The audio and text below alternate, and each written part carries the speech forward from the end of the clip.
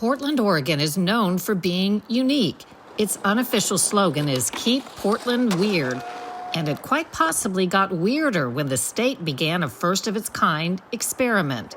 I remember hearing as an outsider that here they had passed a law that legalized possession of heroin, all kinds of hard drugs. It was an extreme idea that had a significant impact upon our community. We saw public use just explode in our city. What's your view on the change in the law? It's the worst thing that's ever happened to this country. This week, the outcome of a failed experiment and possible lessons for the rest of the country. Last month, President Trump returned to North Carolina to follow up on a campaign promise. Today, here I am to deliver on that promise. This week, we are on the ground in the hurricane-wrecked region to see what difference a few weeks and a new president makes.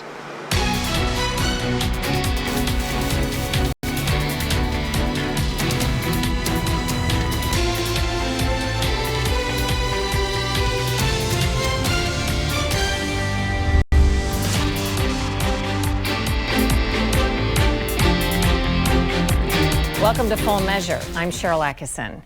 The U.S. is mired in a years-long nightmare of record drug use and overdose deaths, killing well over 100,000 people a year and costing taxpayers in terms of crime, law enforcement, homelessness, and prison. Today we look at a first-of-its-kind experiment that tried to provide a unique solution. Oregon passed a law called Measure 110. It decriminalized the use of hard drugs, including fentanyl. What could go wrong? Well, the state found out, and after a tumultuous 3 years, they not only rescinded the law, but booted a soft-on-crime prosecutor in Portland. Today, we head to Oregon to find out what this could say about national trends. Parts of Portland, Oregon are notorious for public drug use and overdoses, harboring countless sad stories and breeding crime. 2 people just got blam. Believe it or not, a few years ago, Oregon voters approved a first-of-its-kind law, Measure 110, to decriminalize all hard drugs, including cocaine, meth, and opioids like heroin and fentanyl. The idea to shift the focus to treatment. But after 3 disastrous years, the Democrat-controlled state legislature reversed the law. The end of Oregon's experiment with hard drugs signals a deeper change in voter sentiment, an apparent acknowledgement that so-called soft-on-crime policies have failed. Voters also booted Mike Schmidt, the once popular district attorney in Multnomah County. Portland's the county seat. Schmidt was among dozens of prosecutors around the U.S. accused of being soft on crime, originally elected with money from liberal billionaire George Soros. Nathan Vasquez is the new DA in town. We recently caught up with him his first week on the job. What has happened to the crime rates or the crime statistics in this area over the past 5-10 years? Well, it certainly had a dramatic spike, and that was in the 2022 to 2023 range. When we're talking about our homicide rates, we went from averaging about 20 to 30 homicides in the city of Portland to over 100. So we saw some really dramatic increases. Are there any digestible, simple ways you can explain some of the changes that happened and what the net effect was? Yeah, there was certainly a defund the police movement.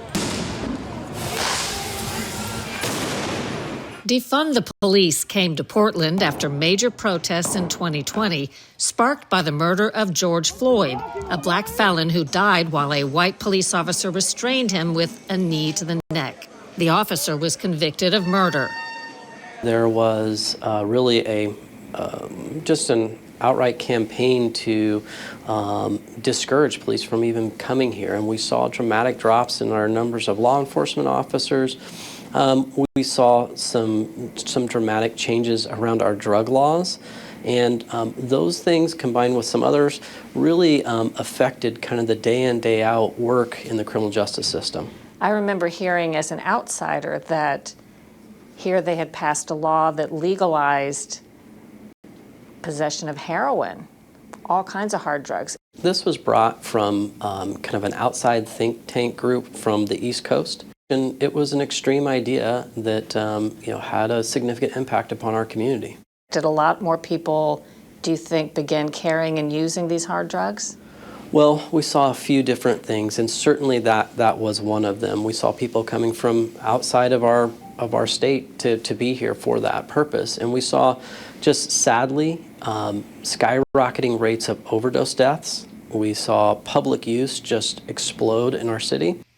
Overdose deaths in Oregon shot up from 696 in 2020 to more than 1,800 in 2023. This is a liberal or progressive community overall, correct? Very.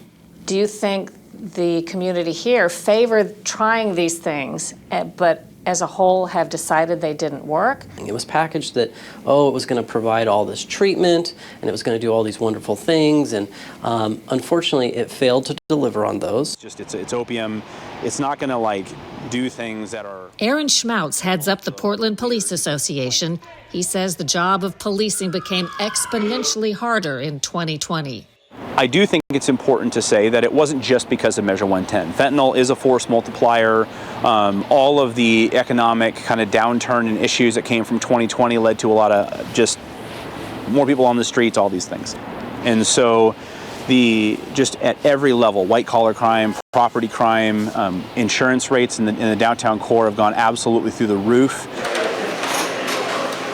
We also wanted to hear from some of the people suffering from drug addiction. For that, we went to Fora Health Treatment and Recovery in Portland, where it's dinner time. Thank you. The head of the treatment center, Devarshi Bajpai, spoke with us about Measure 110. It implies that there's societal approval for drug use, which I think is not what we want the message to be.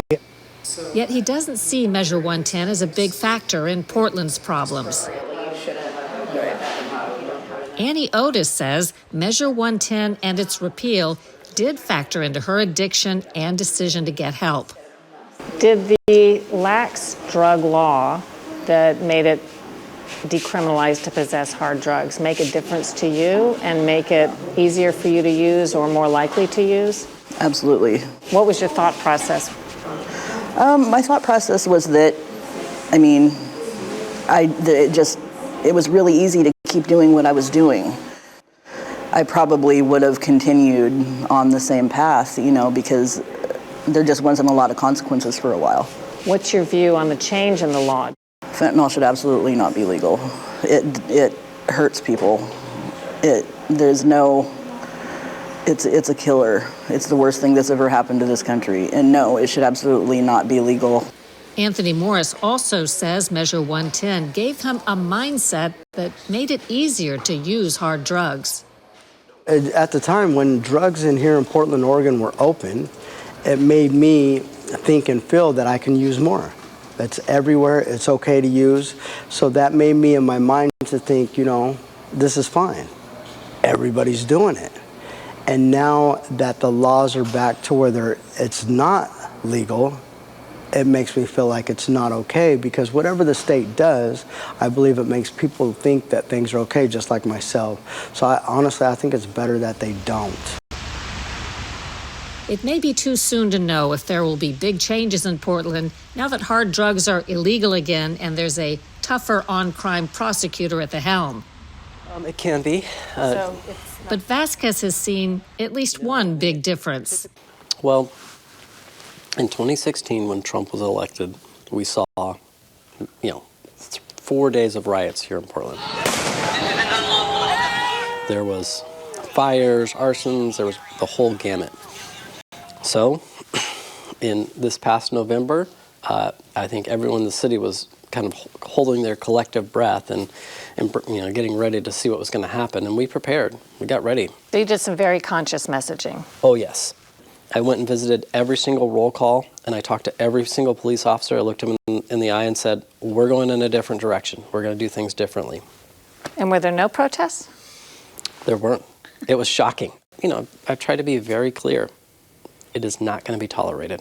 When you look at the next 4 years, what would you consider a measure of success for you?